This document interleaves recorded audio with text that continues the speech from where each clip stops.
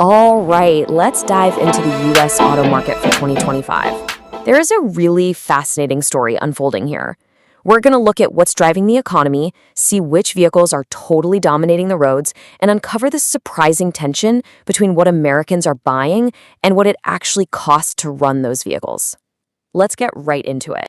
Okay, first things first, let's set the stage. Just look at this number, $30.6 trillion. That is the massive scale of the US economy in 2025. It's the giant playing field where every car sale, every loan, and every gallon of gas gets tallied up. So to really understand what's happening in the car world, we've got to take a quick pulse check on the economy. These are the key numbers that influence pretty much every single car buying decision in the country. First up, inflation, sitting at 2.7%. This basically sets the tone for how far your dollar is going to stretch at the dealership. Right on its heels, you've got the base interest rate, 3.5%. This one's absolutely crucial because it directly controls how much a car loan is going to cost you. And rounding out our quick economic snapshot, unemployment at 4.4%. This number is all about consumer confidence. Job security is kind of key when you're thinking about making a huge purchase like a car. Okay, so with that economic picture in mind, let's turn to what it all supports, the cars themselves. And believe me, the sheer number of them is, well, it's staggering. Get this, 299 million vehicles. To put that into perspective, in a country of 347 million people, America truly is a nation on wheels, no question about it. Now this chart, this tells a really important story about supply and demand. US factories cranked out 10 million vehicles, but Americans went out and registered over 16 million new ones. That huge gap you see between the two bars, that just shows you how red-hot demand is, way outpacing what's being built here at home. So with all that crazy demand, what are people actually buying? Let's zoom in and see who's winning the 2025 sales race. All right, here are the heavy hitters. And look how tight that is at the top. Toyota just barely edges out Ford for that number one spot. But what you really want to pay attention to is that year-over-year growth column. Both Toyota and Hyundai saw an incredible 8% jump.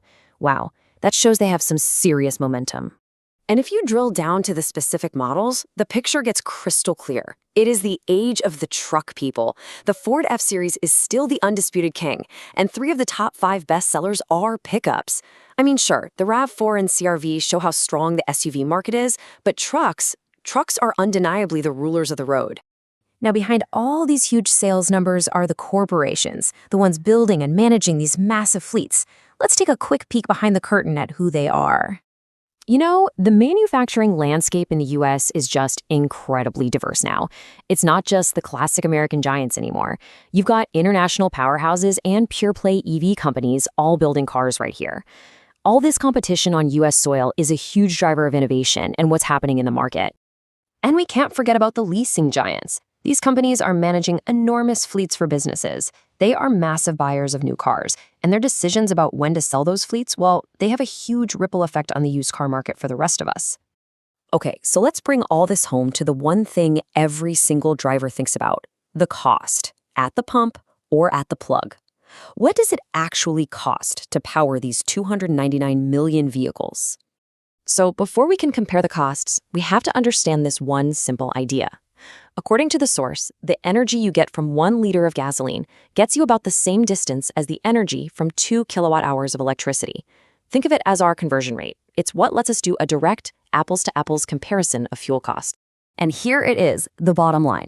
To travel a certain distance, you'd spend 83 cents on gasoline. To travel that same exact distance using electricity from your home, you'd spend just 38 cents. I mean, let that sink in. Based on this data, powering your drive with electricity costs less than half as much as using gas. So as we look to the future, how will America, this nation built on wheels, choose to power its journey?